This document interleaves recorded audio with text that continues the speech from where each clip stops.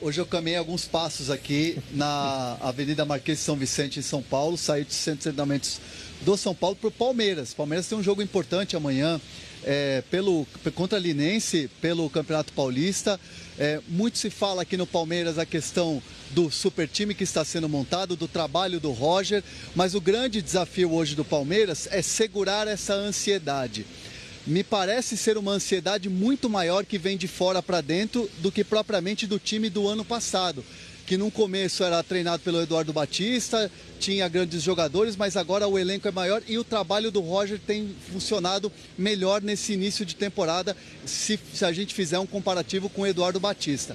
Mas o Roger, que pode bater aí, se igualar a uma marca do Firpo Núñez de 1978, com o melhor começo, 7 jogos, 7 vitórias, se vencer o Linense, claro.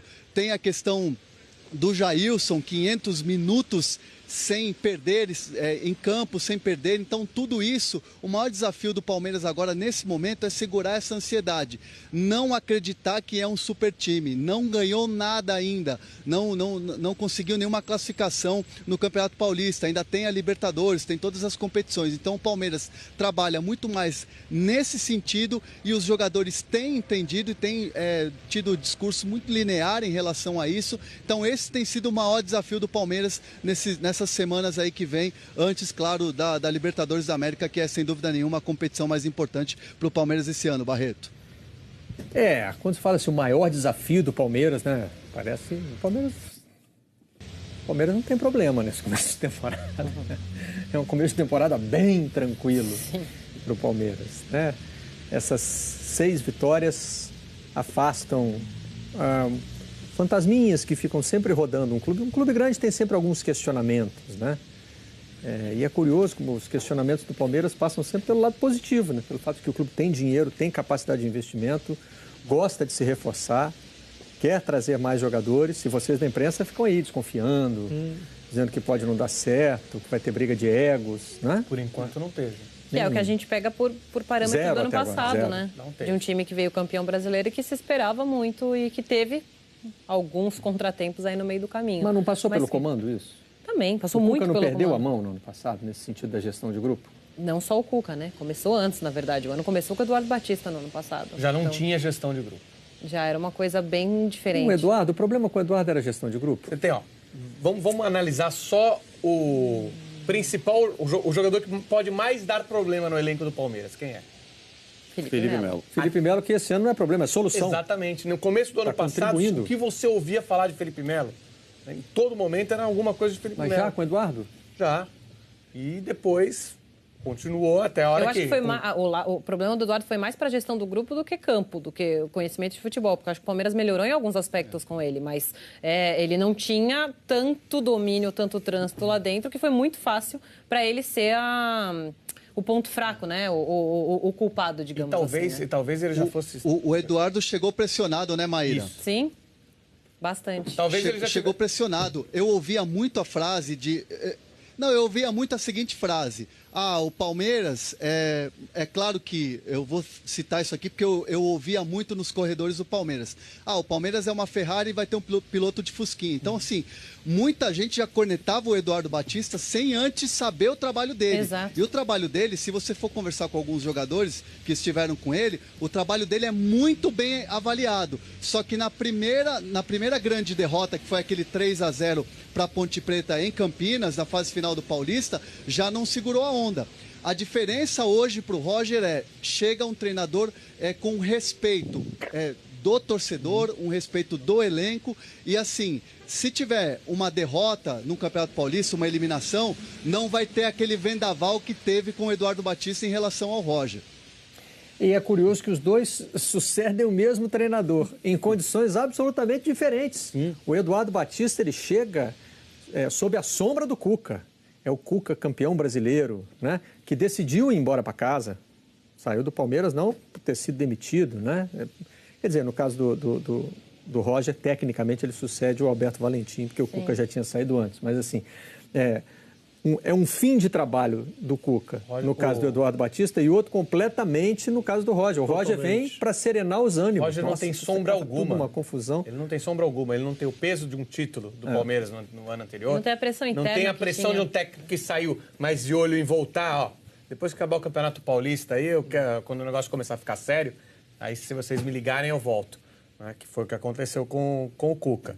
O Palmeiras desse ano está atingindo o potencial que ele tem, que não aconteceu no ano passado, porque tinha um potencial para muito mais do que conseguiu fazer o ano inteiro. O potencial do Palmeiras do ano passado E agora o Palmeiras começa atingindo esse potencial. A gente vai acompanhar para ver se o Roger consegue sustentar isso quando as grandes competições começarem. Mas, por enquanto, está atingindo. Esse ano tem mais potencial. Mas o do ano passado, o time do ano passado, semelhante. Potencial semelhante. Mas tinha bom potencial. E por isso que eu acho que também já causou estranheza logo na chegada do Cuca, na volta do Cuca, quando ele diz, esse time não é para tanto. Vocês estão botando muita pressão. Não era para tanto. Era pelo menos para brigar em cima, né? Não, ganhar de o Palmeiras todo mundo não o tempo disputou todo, títulos no ano passado. Não disputou títulos. Não fez nenhuma final dos campeonatos de mata-mata. E deu um sustinho no Corinthians em determinado momento do campeonato. Né? Sustinho. Durou pouco também. O Palmeiras tem vários elementos muito mais importantes até do que o 100% de aproveitamento, do que ter o melhor ataque, do que ter a melhor defesa. Acho que tem muitos elementos de otimismo, assim. O Felipe Melo começar o ano como titular e jogando o que ele está jogando, acho que é dedo do treinador. Claro. E receber a faixa de capitão quando o Dudu sai. E jogando de boca fechada, que ajuda muito ele mesmo, inclusive. Para mim, o melhor jogador do Palmeiras no começo de temporada. O Borja, tendo mudado suas características e jogando muito mais para o time do que vinha jogando, é dedo do Cuca. Ele escolheu uma dupla de zaga nova e essa dupla ser a defesa menos vazada, fazer parte da defesa menos vazada, é dedo do Roger.